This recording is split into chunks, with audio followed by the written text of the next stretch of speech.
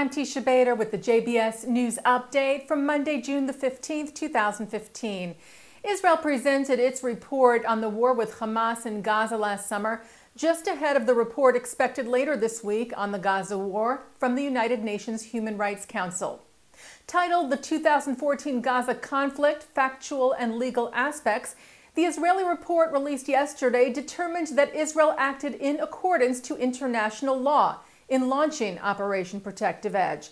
The nearly 300-page document is a joint effort of Israel's Foreign, Justice, and Defense Ministries, with input as well from the Prime Minister's office and the IDF. Israeli Prime Minister Benjamin Netanyahu said the report shows that the operation was, quote, done out of the need to defend the citizens of the state from a murderous terrorist organization that perpetrated a double war crime. A double war crime, Netanyahu explained, in that it deliberately fired at civilians while intentionally hiding behind civilians. Netanyahu addressed the findings today when meeting with visiting Polish Foreign Minister Grzegorz Schetyna. He also spoke of the report expected this week from the UNHRC, which he noted has passed more resolutions against Israel than against North Korea, Syria, and Iran combined, and that the committee investigating Israel was biased and had predetermined Israel's guilt. Netanyahu emphasized that Israel makes every effort to avoid harming civilians because that is part of its value system. He said there is no country that investigates its military for possible wrongdoing more than Israel. On Friday, an international group of former senior military and political leaders released a report followed by their fact-finding mission of the Gaza conflict.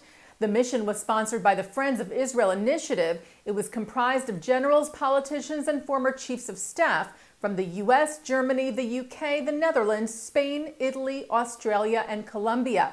It was led by former chairman of the NATO Military Committee, General Klaus Naumann. It said that Israel, quote, significantly exceeded the international standard of observance of the laws of armed conflict. The mission also submitted their report to the UNHRC investigation, whose own report is due to come out this week.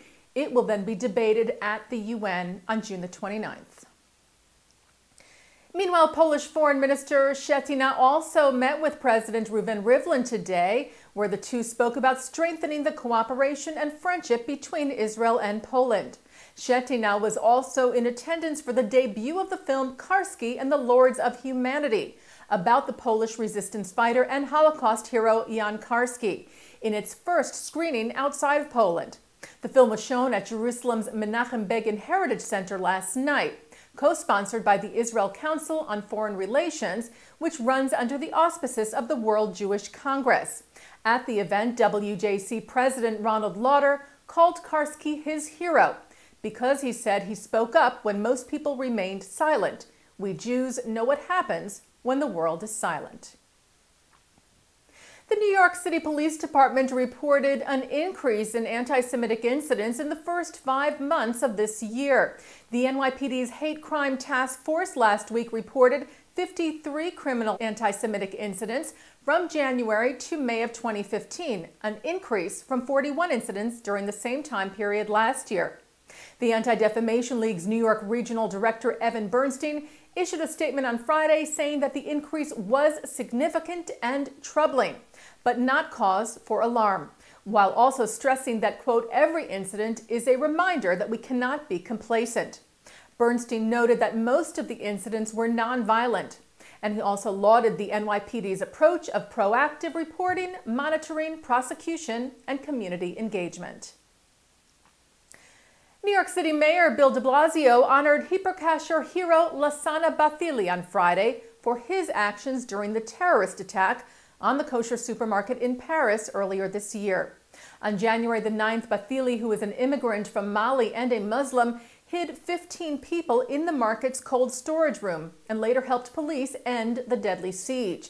The New York Daily News reported that de Blasio presented an official city proclamation to Bathily at the Islamic Center of Brighton Beach in Brooklyn at the annual scholarship dinner of the New York Police Department's Muslim Officers Society. Culture Fest NYC kicked off in New York City yesterday. The first ever international festival of Jewish performing arts celebrates the global impact of Jewish culture. It is presented by the National Yiddish Theater Volksbühne at the Museum of Jewish Heritage, also in collaboration with UJA Federation of New York. It includes events from the worlds of theater, music, dance, and film, with street performances, family programs, lectures, and more. JBS will be covering many of the Culture Fest events, which you will be able to watch on JBS in the near future. Culture Fest NYC runs through June the 21st. And turning now to our programming for tonight, Monday, June the 15th.